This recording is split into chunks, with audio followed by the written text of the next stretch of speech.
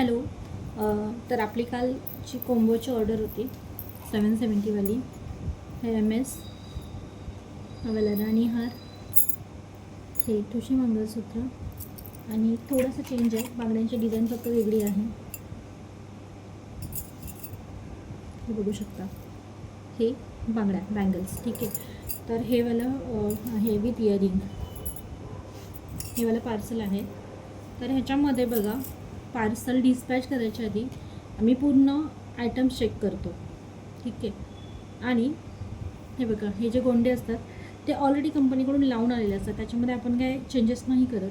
पण हो, ॲडिशनली मी एक म्हणजे प्रिकॉशन घेते की गोंडे बऱ्याच जण निघतात. तर त्याच्यासाठी आम्ही काय करतो, आमच्याकडे हा ना BIS7000वाला एक ग्लू आहे. तर हा खूप हेवी क्वालिटीचा आहे. तर मी ह्यानी द्यायच्या आधी काय करते, तर हा ग्लू आहे ना, त्याने मी नेहमी काय करते, हे जे आपले जिथे जिथे तुम्हाला पॉसिबिलिटी वाटते की तिथून निघणार आहे तिथे हा ग्लू गम लावायचा आणि थोडं ना ते सेक्युअर करून घ्यायचे हे गोंडे. त्याच्यामुळे काय होतं, गोंडे अजिबात निघत नाहीत.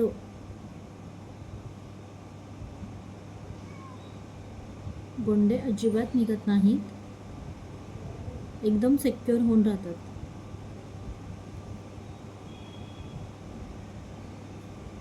जिथे जिथे आपल्याला माहिती आहे की तिथे तिथे निघण्याचे जास्त चान्सेस आहेत, तिथे असं हे लावायचं. थोडंसं त्याला असं हाताने जस्ट रब करून घ्यायचं. आता सेम इथे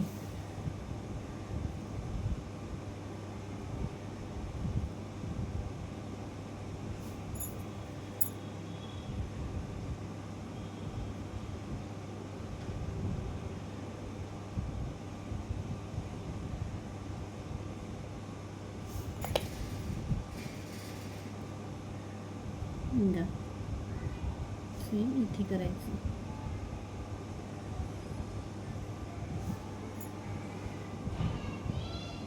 की कुठूनही हा जो दोरा आहे, गोंड्यांचं काय होतं, एक दोरा जरी निसटला ना, एक दोरा सिंगल, तरी पूर्ण गोंडा आहे ना तो खराब होतो आणि मग परत ॲडिशनल गोंड्यावरती खर्च करावा लागतो.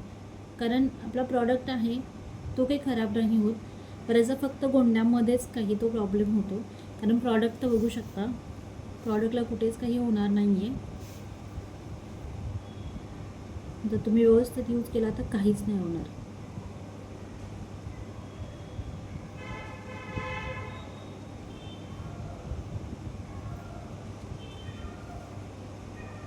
ही एवढी ॲडिशनल काळजी ना सर्वजणच घेतात असं नाही माहीत मला, पण मी तरी नॉर्मली घेते.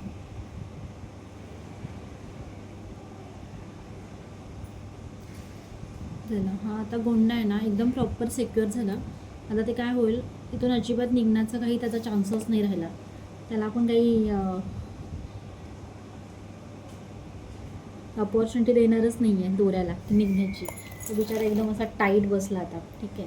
तर हे आता सुकल्यानंतर मग आपण हे पार्सल आहे ते डिस्पॅच करणार आहोत, पॅक करेल. आणि त्याच्याबरोबर ना अजून एक सेमच ॲड्रेसवरती दोन पार्सल आहेत सेम ॲड्रेसवरती. का म्हणते, कारण दोन शेजारच्या ह्यांनी बुक केलेले आहेत.